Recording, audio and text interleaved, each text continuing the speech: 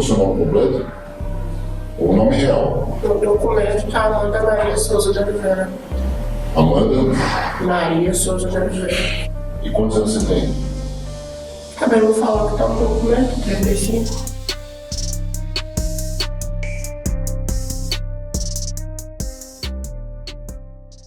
Recordando! Olá, senhoras e senhores, recordar é viver. Recordar é viver. Sejam muito bem-vindos ao Patramada Criminal. Voltei. Eu abandonei a minha melhor metade na semana que vem. Não, na semana que vem. Abandonei na semana que vem.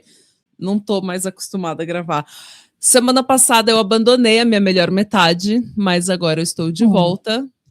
Estou melhor? Não. Mas estou aqui. E essa é a lição de hoje. Essa é a lição de hoje. Você nem sempre vai estar bem, mas a gente continua só de pirraça. Né? A gente continua fazendo nosso trabalho aí. E eu tô muito feliz de você chegar para a parte 2, porque um monte de gente comentou na parte 1 que imaginava os seus comentários. Tiveram 2 pessoas, pelo menos, que eu li, que falaram que criaram uma mini Natália na cabeça delas, que ficava respondendo as coisas que eu falava.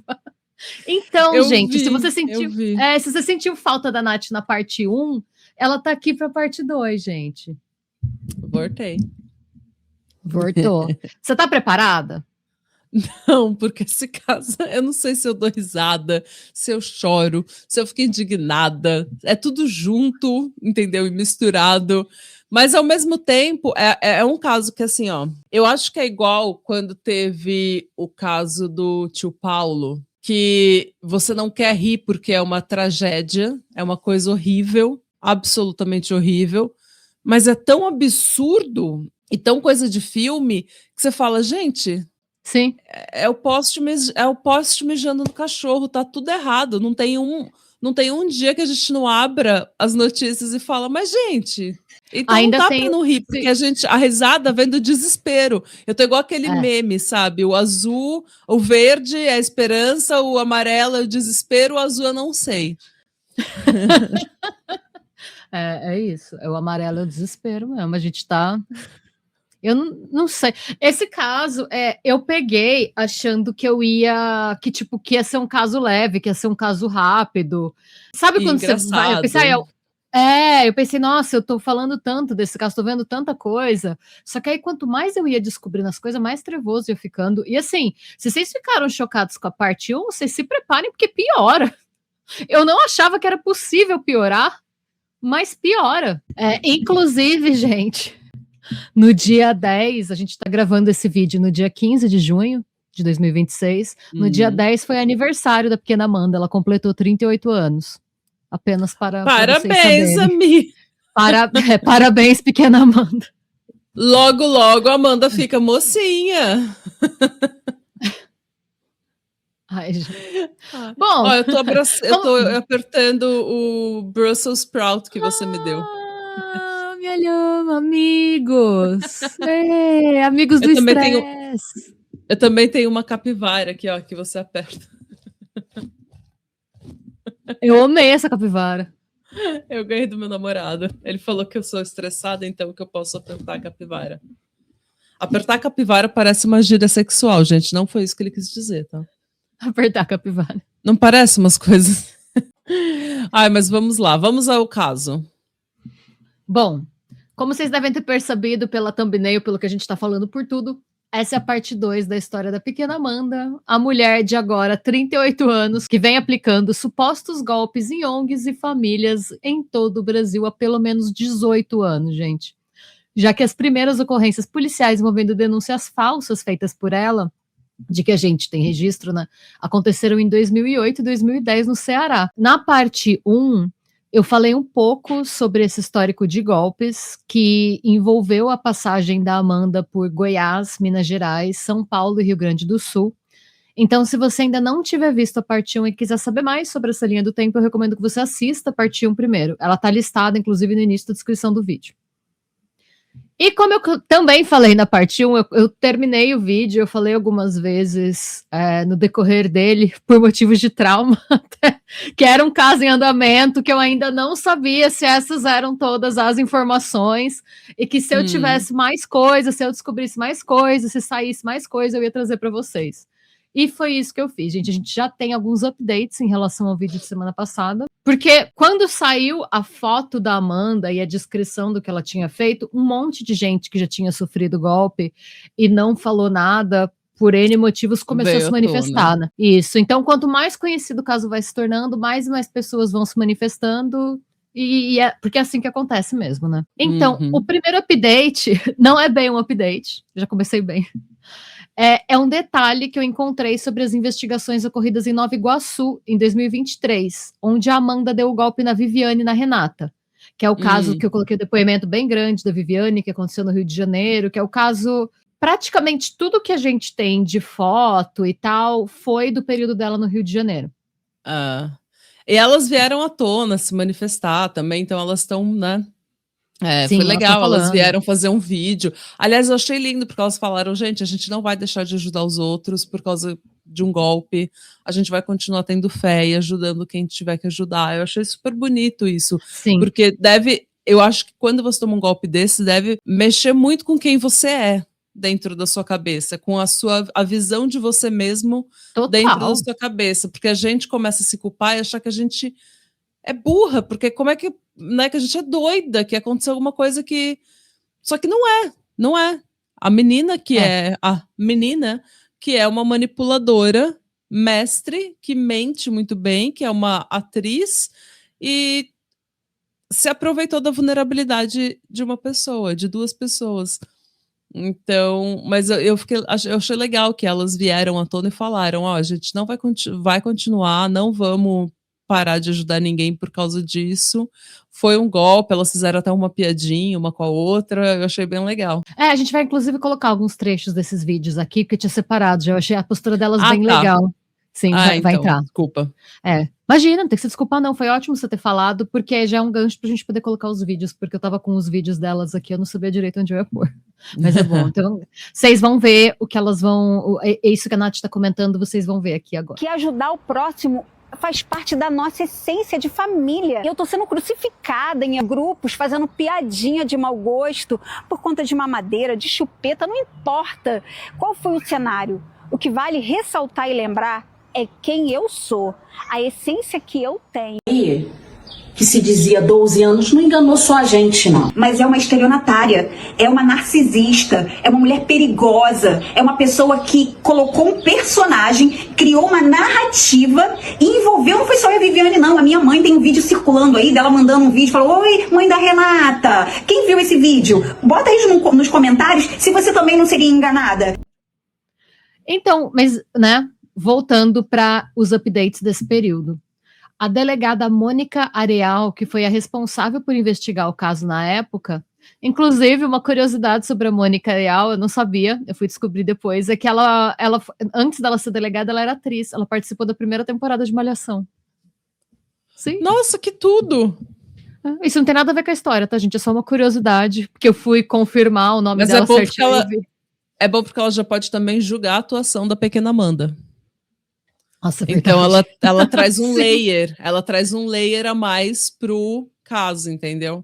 Sim, é verdade. Bom, então a delegada, né, que foi a responsável por investigar o caso na época que aconteceu lá no Rio, ela deu a seguinte declaração sobre o incidente. Ela diz: ela tem roupa, as melhores comidas, porque ela só queria um tipo de iogurte, um tipo de chocolate, casa montada e celular na mão. Inclusive, a gente viu as pesquisas no celular dela, e aí ela lista, né, entre aspas, como fazer desenhos de pessoas deprimidas.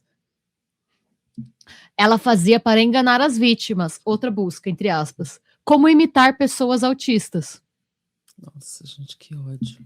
Ela fazia para enganar, e à noite, quando achavam que ela tinha crises de ansiedade, porque ela gritava, ela estava visitando sites. Essa informação vai ser relevante mais para frente quando for comentar sobre o tempo dela em Santa Catarina.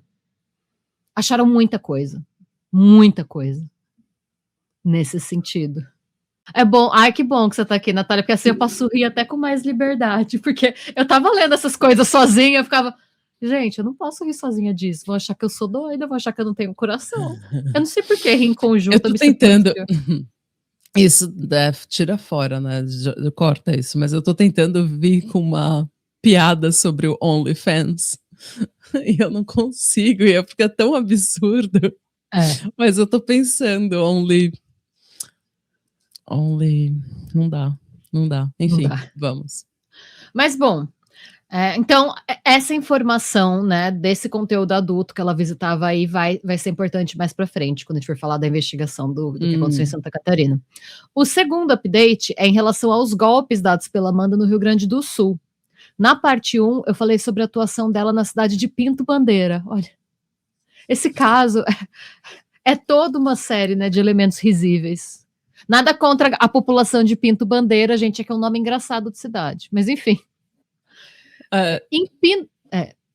Inclusive, fica o teaser, porque o nosso episódio, que estreia, inclusive, segunda-feira, no podcast que é lindamente tocado pela dona Natália, vai ser sobre pintos. Fica o teaser. Mas, bom... Eu ainda não gravei esse episódio, então eu tô tendo um spoiler aqui ao vivo. Você tá tendo um spoiler, sim. Fica o spoiler. Vai ser sobre pintos. Então, mas voltando para Pinto Bandeira, né, que não é um pinto, é uma cidade com nome de pinto. Bom, lá, né, como eu comentei na parte 1, ela se apresentou como Melissa, e aparentemente Pinto Bandeira não foi a única cidade em que a pequena Amanda tentou dar golpe no Rio Grande do Sul. Documentos divulgados recentemente revelaram que em 2021 ela teria ocupado uma vaga no abrigo João Paulo II, da Rede Calábria, que oferece apoio para menores vulneráveis em Porto Alegre. Sobre o caso, a Secretaria Municipal de Assistência Social da cidade teve que dar um statement, porque a galera começou a cair em cima, querendo saber como que eles não tinham, né? Como chegamos até aqui, né? Eles falam: a Secretaria Municipal de Assistência Social esclarece que a pessoa mencionada pela reportagem passou pela rede socioassistencial parceira do município em anos anteriores, tendo sido acolhida em uma instituição conveniada que atualmente não mantém mais parceria com a Prefeitura de Porto Alegre. Registros da época indicam que a usuária informou inicialmente ser menor de idade. No decorrer do acompanhamento, verificou-se que a informação não correspondia à sua idade real, estimada em 30 anos, o que levou à reavaliação do caso pela equipe técnica responsável. Então, foi isso, né? Ela passou por esse abrigo, até que viram que ela não era uma criança, ela foi tirada de lá. Pouco tempo depois, ainda em 2021, ela foi presa no município de Cachoeirinha, também no Rio Grande do Sul, sob acusação de estelionato consumado. Lá, ela dizia se chamar Gabriele e ter 11 anos de idade. Ela ficou 6 meses presa pelo crime, tendo sido solta em junho de 2022. Na época, o caso foi investigado pelo diretor da Divisão Especial da Criança e do Adolescente da Polícia Civil do Rio Grande do Sul, o André Mocchiaro, ou Mocchiaro, não sei, acho que é Mocchiaro. Ele comenta: isso é muito interessante também, esse é um aspecto desse caso que eu não conhecia e me fez entender um pouco melhor como procede a pequena Amanda, né? Ele fala: essa criminosa desenvolveu um modus operandi em que consegue usar o sistema a favor do intuito criminoso. A partir do momento que ela se diz vítima de um crime sexual, ela busca atendimento na saúde pública ou em abrigos para conseguir documentos que possam dar subsídios à intenção dela de enganar uma família. Então, ela ia nesses lugares, falava que tinha sofrido abuso, dava a idade que ela falava que tinha e usava a documentação da entrada dela nesses lugares para provar, entre aspas, para os alvos dela que ela realmente tinha aquela idade, que ela realmente tinha sofrido abuso. E, de novo, gente, eu comentei bastante isso na parte 1, quando uma pessoa chega para você contando uma história medonha dessa, com toda a papelada de hospital, de abrigo e tal, a história dela ganha embasamento, né? Claro. E daí você também não pode, o que você vai falar? Por mais que você veja que ela não parece ter 12 anos de idade, que tem alguma coisa que você não consegue entender o que é, quando uma pessoa chega para você com esse nível de trauma, com essa história desse nível de trauma, desse nível de sofrimento, a última coisa que você quer é agravar esse sofrimento. Então você não vai jogar na cara dessa pessoa: ah, mas eu não acredito em você. Ah, mas você tá muito estranho isso aí, hein? Não, primeiro você acolhe e depois você vai vendo o que vai acontecendo. E daí você também tá vulnerável a ser manipulado, mas realmente, o que você vai fazer? Você vai fazer alguma coisa que agrave esse sofrimento? Que machuque mais uma pessoa, uma vítima? Não. Você tem que ser um monstro para fazer isso. Então é muito fácil ser enganado porque você não quer ser um monstro com uma possível vítima de um abuso terrível.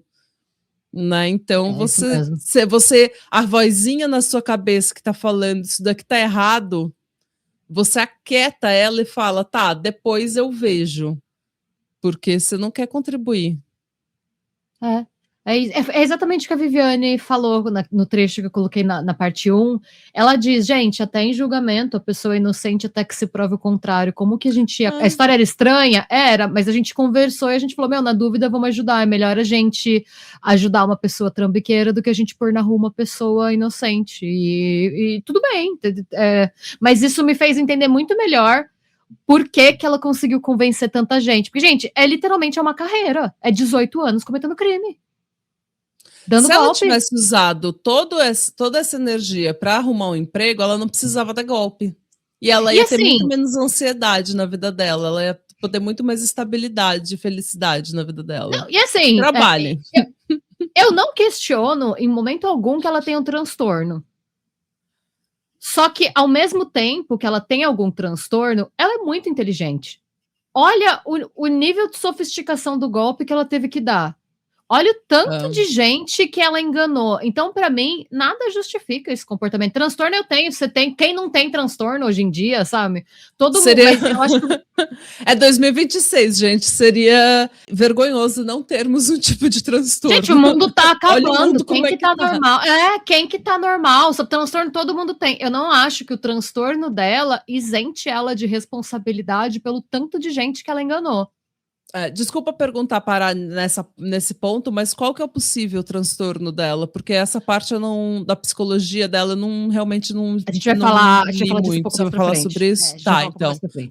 Bom, e um terceiro e último update que eu gostaria de fazer é referente à passagem da Amanda por São Paulo. Na parte 1, eu comentei sobre a chegada dela a Jundiaí em agosto de 2022, e depois que eu já tinha terminado de gravar a parte 1, foi literalmente no mesmo dia. Eu terminei de gravar, eu comecei a editar, já saiu uma matéria detalhando outras cidades de São Paulo pelas quais ela passou entre ser solta de Cachoeirinha e chegar a Jundiaí. Em junho de 2022, então, ela chegou a São Paulo, capital, e procurou o conselho tutelar alegando ser uma adolescente vinda de Belo Horizonte que sofria abuso em casa. Ela foi encaminhada para um abrigo por alguns dias e acabou fugindo quando ela foi informada que ela ia ser enviada para reencontrar a suposta família. Só vazou. De lá, ela foi para registro, onde ela passou a usar o nome Vitória Caroline. Ia dizer que tinha apenas 12 anos. Mais uma vez, a polícia foi chamada, ela foi chamada para prestar esclarecimento, confessou a mentira e fugiu de novo para São Paulo de novo, voltou para São Paulo, onde ela passou algumas semanas vivendo na rua, antes de ir para Jundiaí, que foi onde ela encontrou os guardas municipais sobre os quais eu comentei na parte 1, e aconteceu tudo como foi lá. Bom... Findos esses updates, agora a gente finalmente chega a fevereiro de 2025, que foi quando a Amanda deu seu último golpe e a casa caiu para ela de vez. De acordo com a ata da audiência de custódia do caso, ao chegar a Joinville, a pequena Amanda teria procurado uma instituição de caridade de uma igreja local, alegando se chamar Gabriele, ter 18 anos, experiência em panificação e está em busca de trabalho. Eu não sei se ela tem experiência em panificação ou não, tá, gente? Né? Nessa altura do campeonato, eu não duvido mais nada. A experiência dela era comer o pão, que nem eu. Comer o pão. Mas é isso, é sobre isso. Você coloca no seu currículo, porque às vezes o que a gente acha que não é uma habilidade, é uma habilidade, entendeu? Por exemplo, eu posso comer um pão inteiro, um pão caseiro inteiro. É uma habilidade. Experiência em panificação, o ato de comer pães. Pois é. Eu não sei, porque assim também, os primeiros golpes que ela deu, em 2008 ela tinha 20 anos, né? Porque ela é de 88, né? Ela fez 38 agora. Eu não sei se ela trabalhou antes ou não. A gente não sabe muito da família dela, assim, em termos de condição financeira, de nada. Não sei se ela chegou a trabalhar com alguma coisa antes dela começar a fazer esse tipo de golpe ou não, não sei. Então não sabemos ainda da vida profissional de Pequena Amanda sem ser sua carreira de 18 anos de golpe. Mas eu sei que ela disse isso na igreja e eventualmente o pastor dessa igreja teria apresentado ela para um casal de quem ela teria se aproximado aos poucos e em determinado momento ela confessou para esse casal que na verdade ela não tinha 18 anos, e sim 11, e que ela mentiu para o pastor por medo de não ser ajudada. O casal ficou com pena e acabou convidando ela para dentro da casa deles. E ela acabou sendo informalmente adotada. Teve gente até que questionou esse lance da adoção, né? Que desconfiou deles terem algum envolvimento com a história e tal. Mas, gente, o que aconteceu? Eles tentaram adotá-la formalmente, eles queriam formalizar o processo. Entretanto, a Gabriela afirmava que ela não tinha nenhum documento, porque ela tinha fugido de uma situação de abuso. E ela também alegava ter medo de que qualquer documento oficial a deixasse mais perto de ser encontrada pelos supostos abusadores de quem ela tinha fugido. E era essa a desculpa que ela também usava para não ser obrigada pelos novos pais a frequentar a escola. Porque eles também tentaram matricular ela numa escola e ela disse que ela não queria porque ela tinha medo de ser localizada. Ela ia chegar na escola igual aquelas séries americanas que eles colocam uma pessoa de 40 anos Nunca fui beijada, né? Pra interpretar um adolescente, assim. The O.C. Daí a pessoa tem 40 anos no colegial ainda, no ensino médio. Nossa, é verdade. Essa é a história né? da Pequena Amanda. O Ryan de The O.C., ele tem uma cara de 30 anos. Acho que ele já devia ter uns 30 anos quando ele fez The O.C., né? Ele tinha acho que 27. E ele tava fazendo uma adolescente de 16. Tipo... E ele sabe? tem uma cara de... Ele tem uma cara de senhor quarentão já, né? De quarentão com 3 empregos.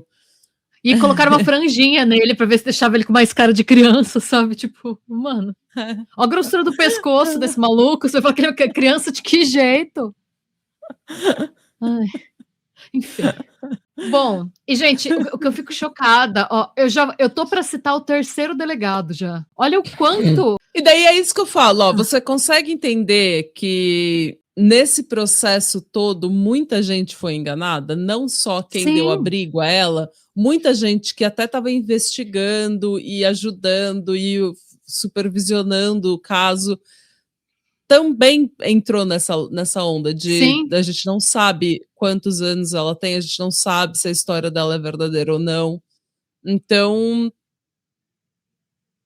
não dá pra... Né, não é uma pessoa que foi enganada, são várias. E daí eu me recuso a acreditar que são várias pessoas que são burras ou idiotas, ou... Não, é porque realmente é uma situação delicada.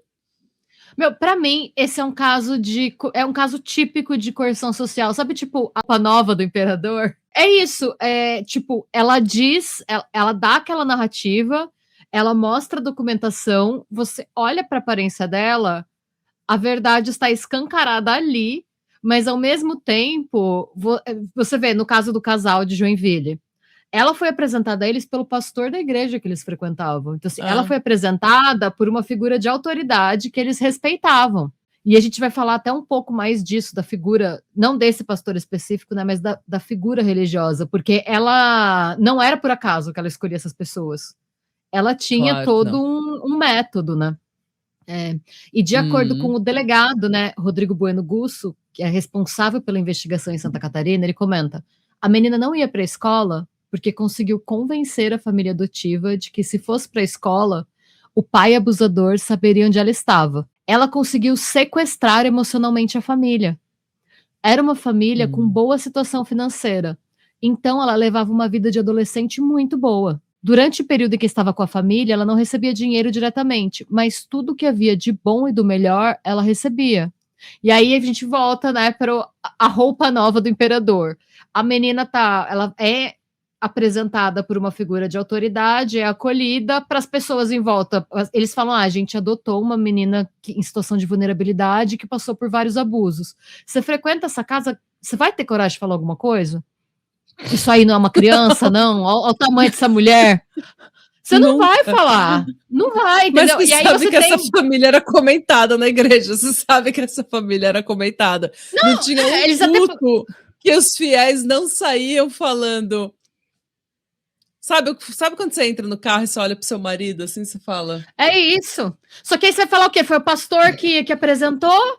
E aí você tá numa situação em que todo mundo desconfia, que nem a roupa nova do imperador. Tá o imperador lá pelado, tá todo mundo vendo e todo mundo metendo louco, fingindo que tá tudo bem, até que alguém tem coragem de olhar e falar, gente, pelo amor de Deus, né? E assim, chegou ao ponto da família organizar uma festa de aniversário de 12 anos para ela e de se comprometer a pagar um tratamento com caneta emagrecedora para ajudá-la a perder peso, porque ela pediu monjaro de presente de aniversário. Olha isso! Uma criança de 12 anos pedindo monjaro de presente de aniversário. Gente! A cultura da dieta está afetando nossas crianças de 38 anos. Temos que pensar na saúde mental de adolescentes com 38 anos que precisam tomar monjaro para se sentir aceitas.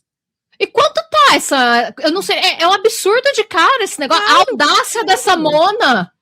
A mulher tem quase 40 anos, tá morando de graça na casa da família e lembra do que a delegada falou lá no começo. Ela só toma todinho, é só uma marca de achocolatada, uma marca específica de chocolate, então ela tá lá comendo do bom e do melhor, pedindo monjaro de aniversário, comendo Danone, não indo na escola, porque não pode... Né? Celular na mão também. Gente, essa vida de criança durou 14 meses. 14 fucking meses. Tempo em que a Amanda passou comendo danoninho, chupando chupeta, tomando mamadeira e brincando com os brinquedos que ela obtinha sempre que ela comia McLanche Feliz.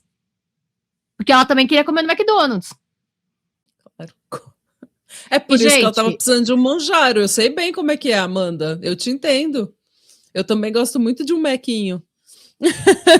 Eu também tô precisando de um monjaro. E aí, assim, né? Como, voltando, né, pra roupa nova do imperador, sempre tem um momento que alguém olha e fala o óbvio, que tá todo mundo pensando, né? E 14 meses, gente. Chegou uma hora e as pessoas vendo aquilo... E assim, eu não sei, tá? Isso não tá nas fontes. Chega uma hora que o clima pesa demais, você tem que falar, não adianta. Você fala, olha, eu não quero ser a pessoa que vai apontar o óbvio, mas correndo o risco de perder as minhas amizades e ofendê-los todos, eu preciso dizer que a imperadora tem 37 anos e não 11, não 12. Nossa, gente, e assim, eu não sei, isso não tá nas fontes, eu tô especulando aqui. Eu imagino que ela não devia conseguir segurar os trejeitos e as coisas o tempo todo. Eu imagino que uma pessoa ou outra deve ter pegado ela meio que agindo normal e não sei, eu não sei, a não ser que ela seja assim, a melhor atriz do universo, né, e tá lá 24/7 no personagem, mas eu imagino que não. Ela faz method acting, ela encara o personagem. Então, diversas pessoas que eram próximas da família começaram a questionar, tipo, gente, como assim essa menina tem 11 para 12 anos, né? Porque, mais uma vez, o óbvio, né? Ela não parecia ter a idade que ela falava que tinha. E para justificar o porte adulto, ela alegava ter sido forçada a consumir hormônios durante a infância, período em que ela teria sido sexualmente abusada. Além disso, naquela época, ela começou a manifestar, eu imagino, porque, de novo, gente, 18 anos dando o mesmo golpe. Falam que no começo, e até se você ver as primeiras fotos que a gente vai colocar aqui, as mais antigas que a gente achou, no começo ela até dava para enganar, assim, quando ela era mais nova. Só que conforme ela foi envelhecendo, obviamente, falar que você tinha 11 anos ia ficando mais difícil. Tanto que vamos lembrar que ela se apresentou para o pastor falando que tinha 18 anos. Né? Então, ela começou a adotar um comportamento excessivamente infantilizado até para uma criança de 12 anos, a ponto dela usar mamadeiras, chupetas e uma mantinha de bebê para dormir. Para dar a noção, para ela parecer um pouco mais nova do que ela era, né? A Amanda tinha conseguido manipular os novos pais com perfeição, a ponto deles só acreditarem que caíram num golpe quando uma aparente, sempre a pessoa que diz o óbvio, uma parente compartilhou um link com uma notícia sobre os crimes cometidos pela Amanda no Rio de Janeiro, com foto, a notícia.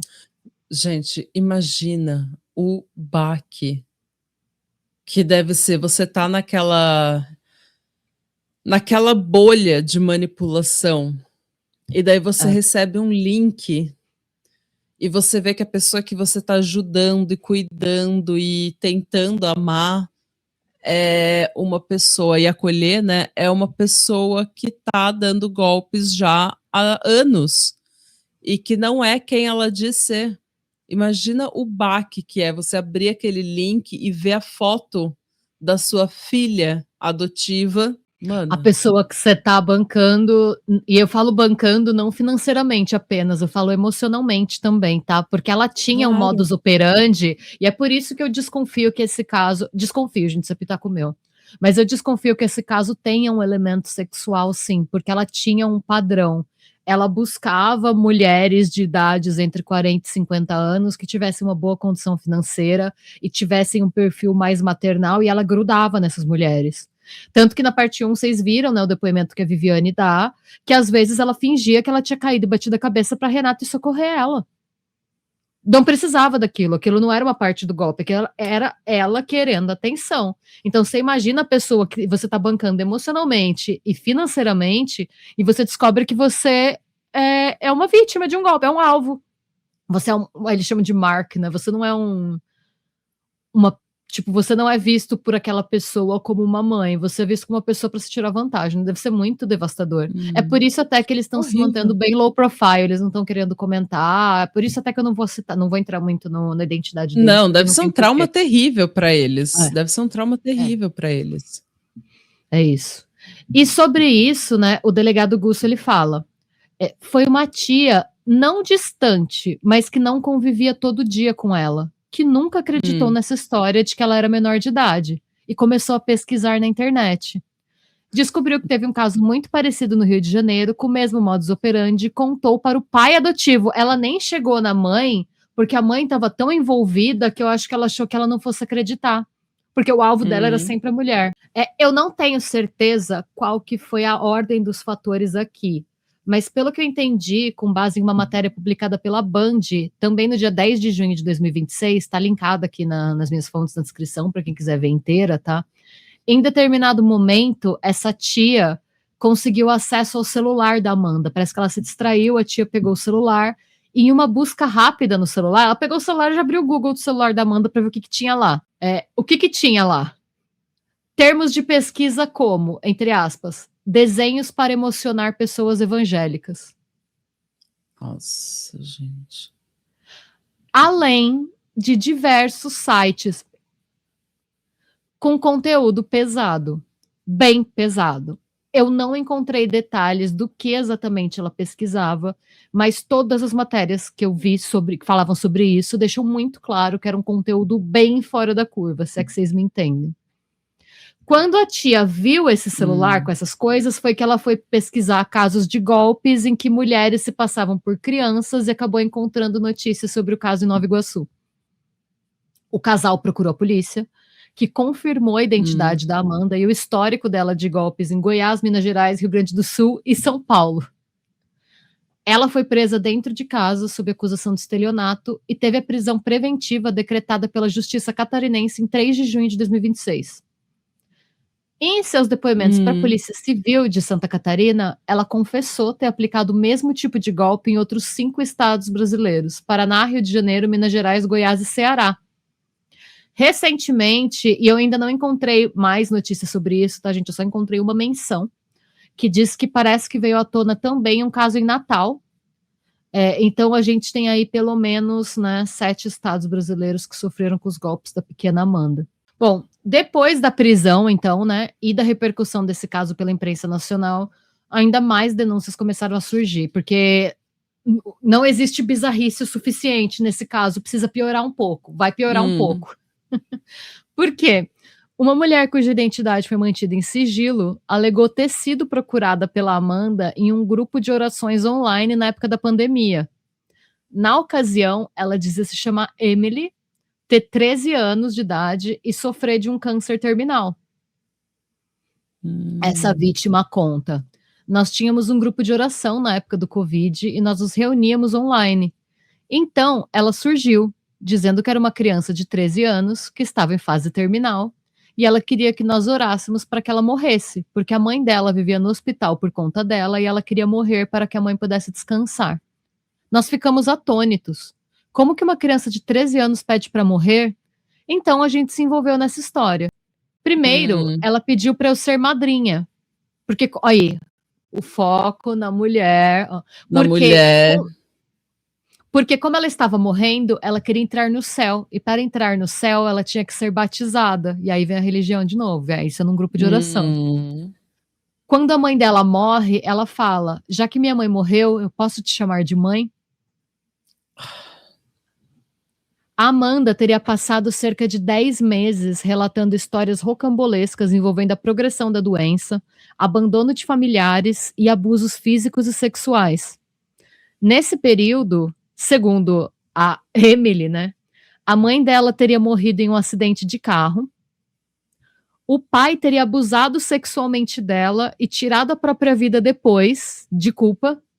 Ela havia precisado amputar um braço por conta da doença, e seu câncer tinha sido diagnosticado como terminal. Em uma de suas internações, ela também disse que teria sido no hospital. Como que você vai questionar uma pessoa que te fala um negócio desse? Por onde que você começa? Por onde que você... Entendeu? É tão absurdo que você só fala para aquela vozinha que tá te falando que o imperador está nu, você só fala, cala a boca, porque o negócio que tá muito tenso. Não, você ignora. É assim, em círculo religioso, cristão especialmente, alguém vai falar de Jó para você. Ah, mas aconteceu com o Jó. Ah, então às vezes acontece. Mas gente... E daí você começa... Porque assim, quem passa por tudo... Gente, em 10 meses, a mãe morreu em um acidente de carro, o pai abusou sexualmente dela e tirou a vida depois pela culpa.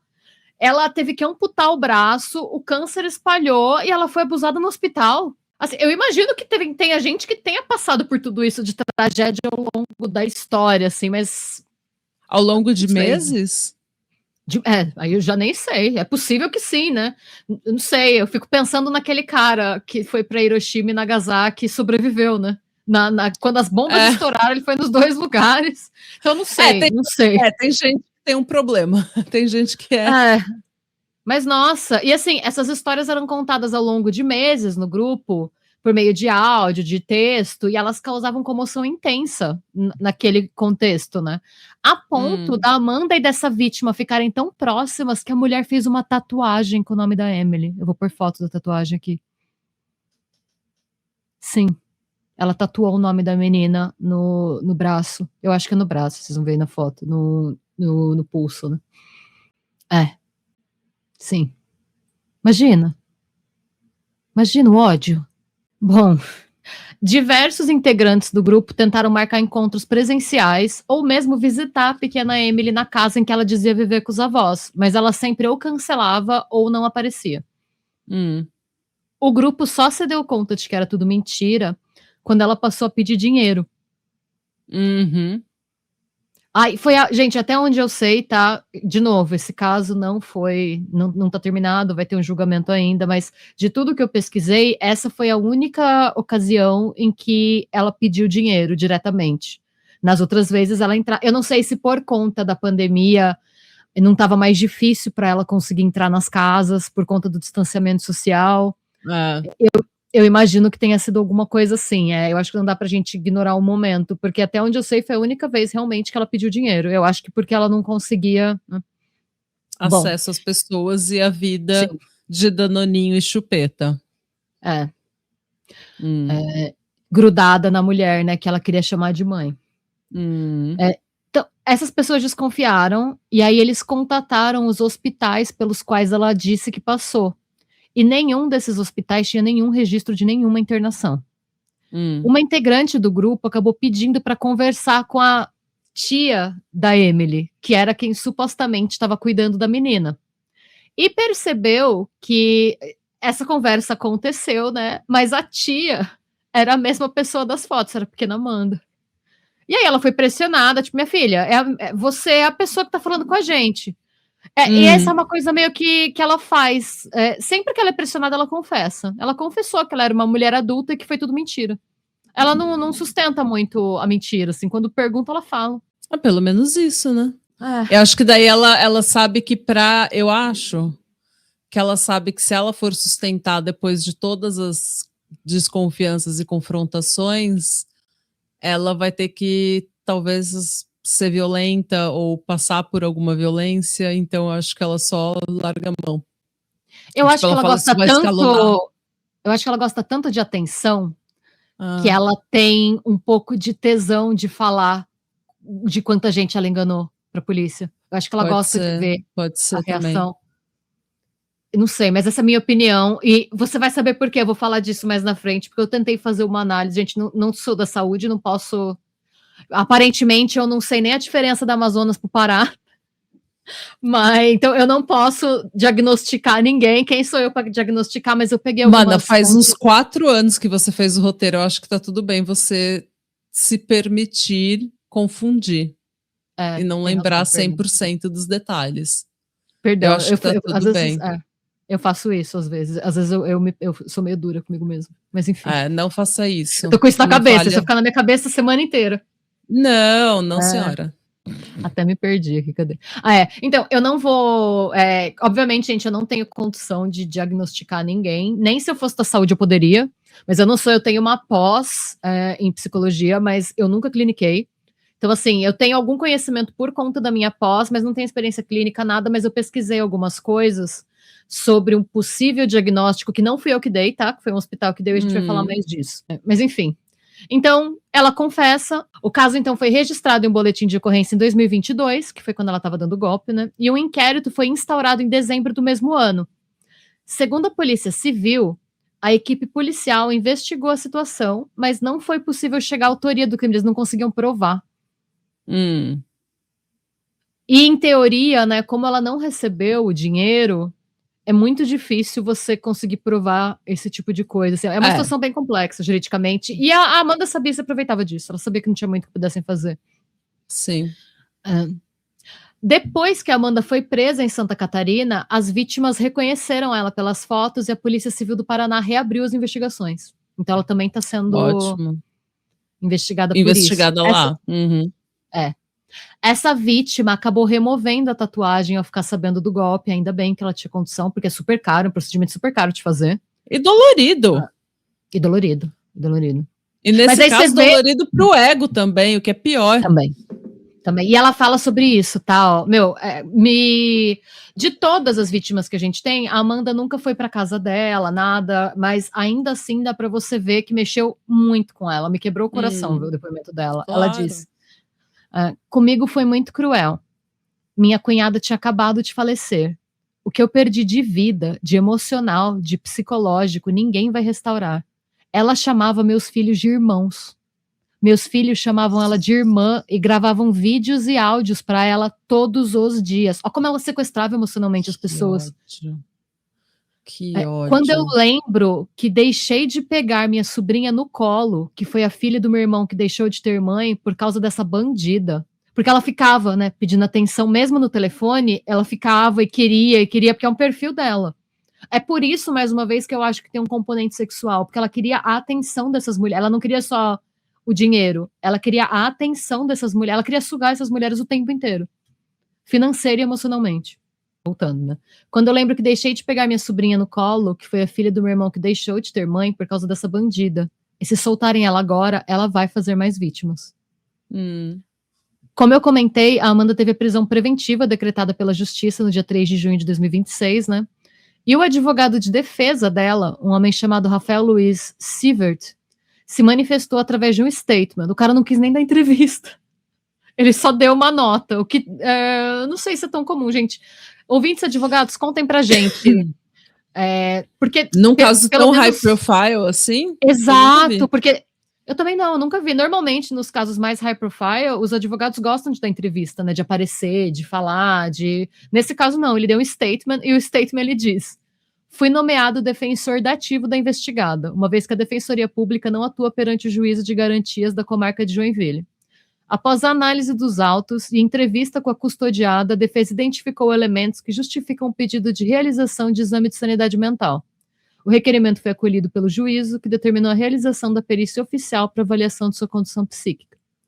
Nesse momento, a investigada permanece à disposição da Justiça em razão da decisão que converteu a prisão em flagrante em prisão preventiva e da necessidade de realização do exame pericial já determinado. A defesa aguarda a conclusão da perícia técnica, que poderá contribuir para o adequado esclarecimento das circunstâncias relacionadas ao caso para a adoção das medidas processuais cabíveis. Resumindo, o advogado disse: eu sou defensor público, me deram o caso, não fui eu que escolhi, vamos fazer exame de sanidade mental para ver, a partir daí, como a gente vai proceder. Uhum. Agora, a gente precisa aguardar os resultados dos exames periciais para saber o que vai acontecer com a Amanda. Entretanto, chegou o momento. Eu acho importante ressaltar que, em determinado momento da trajetória criminosa dela, ela foi examinada pelo Hospital Materno Infantil Presidente Vargas, de Porto Alegre, que apontou que a Amanda apresentava... Então, assim, gente, eu não posso diagnosticar, mas o Hospital Materno Infantil Presidente Vargas pode e diagnosticou, né? Eles apontaram que ela apresentava um histórico de inserção de objetos metálicos no próprio corpo. A gente fala disso na parte 1, né? Já que em diferentes ocasiões, nas várias vezes em que ela foi examinada, né? Porque teve vezes até, eu não entrei tanto nesse nível de detalhamento, porque eu acho que não é tão interessante para a história, mas em algumas das ocasiões em que ela foi examinada, eles fizeram aquele exame que é a radiografia dos ossos das mãos, sabe? Para você ver a idade. Então, e ela passou por esse exame algumas vezes. Então, e entre outros exames, né? Mas uma coisa muito constante dela é que ela estava sempre com ataduras, e ela falava dessas ataduras, inclusive, como uma prova do abuso. Era mais um elemento, como que você vê a pessoa toda machucada, toda cheia de agulha, ela fala que ela foi torturada e você duvida. Né? Então, eles comentaram que em diferentes ocasiões, diferentes exames identificaram agulhas, arames, pregos e parafusos enfiados em regiões como seios, genitália, abdômen, pernas e braços. Assim, os médicos atestaram um possível diagnóstico de transtorno factício, mais conhecido como síndrome de Munchausen. Bom, então, vamos falar sobre a síndrome de Munchausen, né, gente? Eu achei uma descrição que eu achei bem interessante no Guia de Pacientes da Rede de Hospitais São Luís. Vamos lá. A síndrome de Munchausen é um transtorno psicológico em que a pessoa simula sintomas ou força o aparecimento de doenças. Pessoas com esse tipo de síndrome inventam repetidamente doenças e frequentemente vão de hospital em hospital em busca de tratamento. A origem do nome, né? Vem do Barão de Munchausen, que viveu no século XVIII e era conhecido por inventar histórias fantásticas sobre a guerra e seus atos heróicos. Normalmente, a causa da síndrome de Munchausen é a necessidade de atenção e simpatia da equipe médica, enfermeiros e médicos. Para alguns especialistas, as causas vão além da necessidade de atenção. Ela pode estar relacionada com o prazer em enganar indivíduos considerados mais importantes e poderosos, que é o que eu acho que faz ela confessar quando ela é presa. Tá. Os indivíduos portadores dessa síndrome criam ou exageram os sintomas, chegando, por exemplo, a alterar testes e a contaminar amostras de urina ou de fezes. Normalmente, o paciente passou por vários hospitais e seus sintomas foram investigados. As passagens pelas instituições podem também ser fantasias causadas pela doença. Muitas vezes, encontram-se evidências físicas de autoindução, causado pelo próprio indivíduo, dos sinais e sintomas. Sim. De acordo com os investigadores responsáveis pelo caso de Santa Catarina, a Amanda costumava relacionar os objetos metálicos no corpo dela à narrativa de exploração sexual e de rituais de magia maligna. Entretanto, ela já confessou para a polícia de Santa Catarina que era tudo mentira e que era ela mesma que colocava os objetos nela. No caso, ela era a magia maligna. Era ela, seja você a magia maligna que você quer ver no mundo, né? Gente, é isso tudo de relevante que a gente tem sobre esse caso até agora. Ela ainda não foi avaliada, ou se ela foi avaliada, isso não foi divulgado ainda. Eu imagino que, eu acho que ela tem Munchausen mesmo. Só que, pra mim, o fato dela ter Munchausen não torna ela incapaz de ser julgada, porque essa parte dos golpes e tal não tá relacionada a Tem essa nada a ver com síndrome, né? Munchausen. Não tem nada a ver com Eu tenho Munchausen. Qual o seu pitaco? Me conte. Eu não acho que ela tenha. Eu não sou, gente, não sou psicóloga, não sou da área da saúde, não sou psiquiatra, não sou médica, nada disso, tá? Eu não sei se ela tem Munchausen ou não. Eu acho que era uma coisa que ela se machucava porque ela precisava. A história que ela estava contando era tão absurda que ela precisava de uma evidência absurda. Então, eu acho que ela fazia isso como meios para um fim, não por causa do transtorno dela.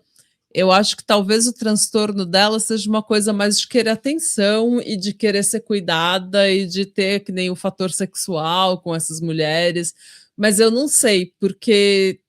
Se bem que Munchausen, tudo bem, ela no negócio de querer atenção, mas eu não sei se ela se machucava para obter atenção. Eu acho que ela se machucava para obter o que ela precisava, que era a evidência de uma história extraordinária. E daí a evidência tem que ser tão extraordinária quanto a história.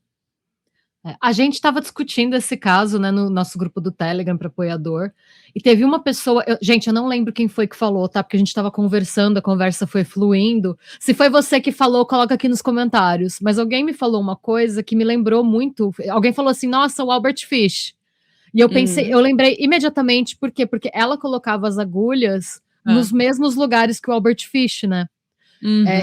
Regiões genitais, e depois que ele não conseguia mais colocar nas regiões genitais, porque não tinha mais espaço, estava quase necrosando, ele colocava em outros lugares, né?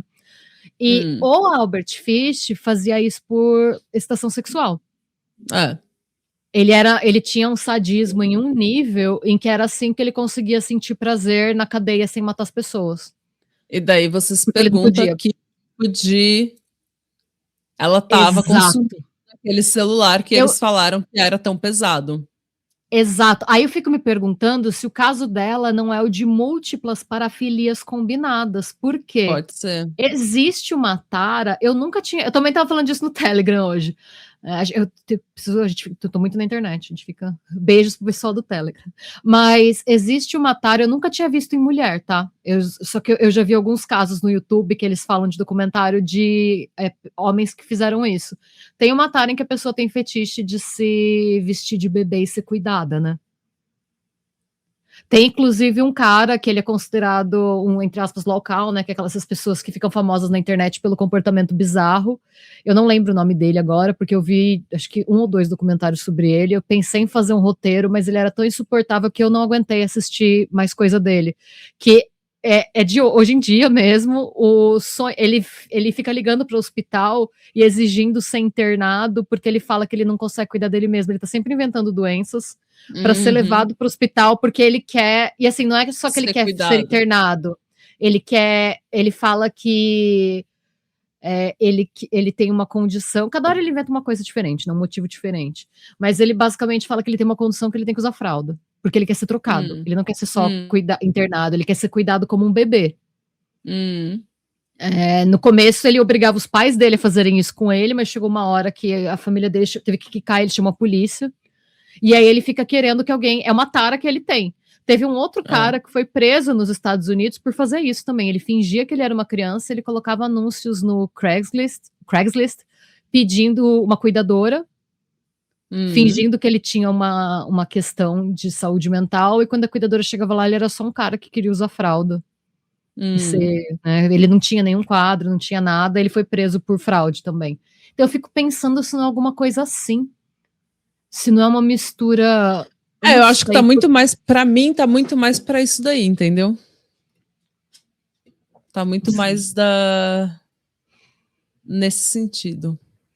E Mas, tem o como lance. eu falei, não sou médica. Essa minha opinião, ela é baseada em quê?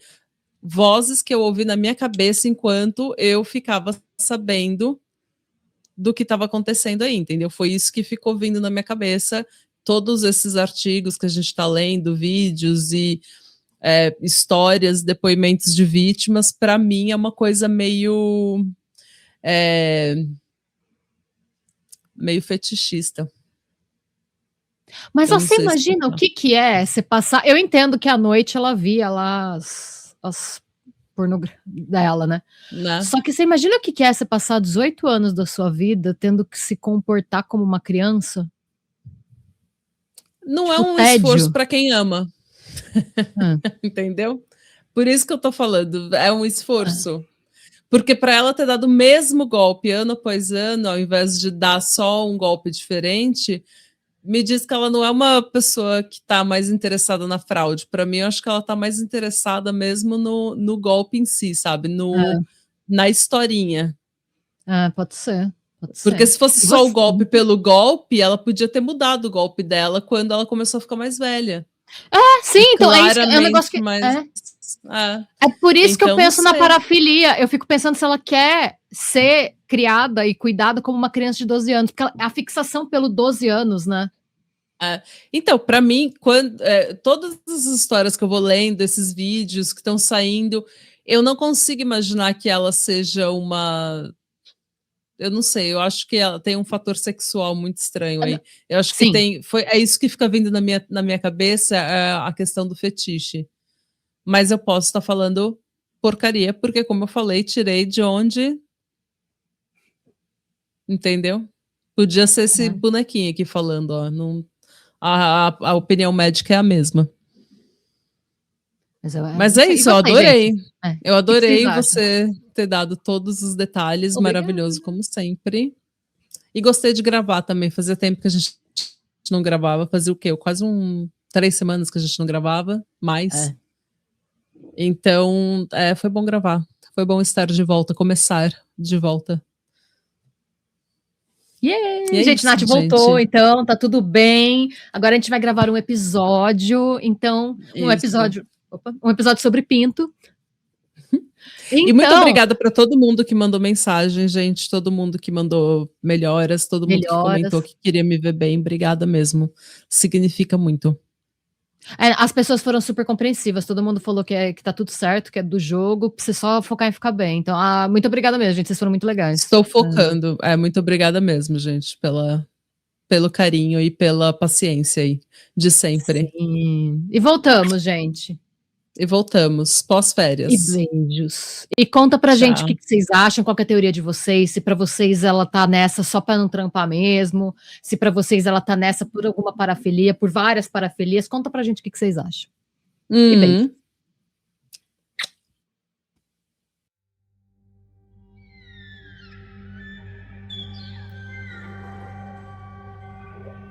Where the path gives way to moss and stone, don't you stray too far alone. Where the ancient branches twist and groan, something waits you've never known. Billy went to fetch the pail, followed whispers on the trail, left his jacket on a nail just beyond the shadow veil.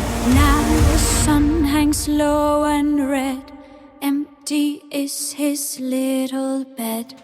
All the trees have taken one again. Hear the sorrow on the wind's refrain. He wears a crown of stick and bone on a mossy forgotten throne.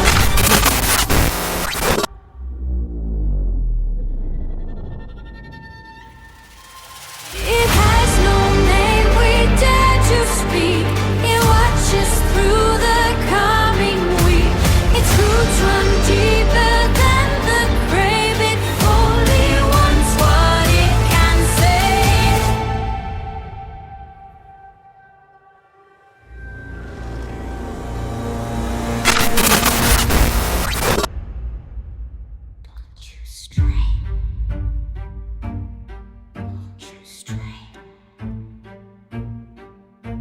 sweet